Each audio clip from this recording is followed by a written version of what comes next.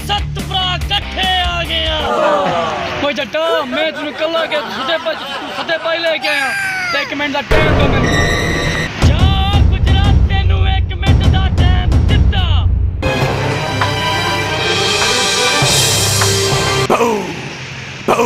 hello सुनो भाई मीरू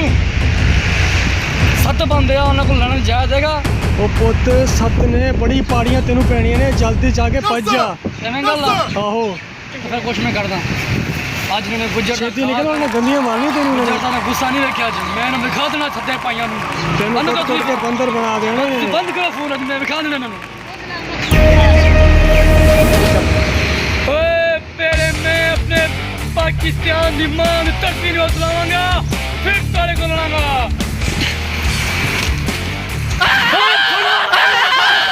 ओ गुजर भजिया ही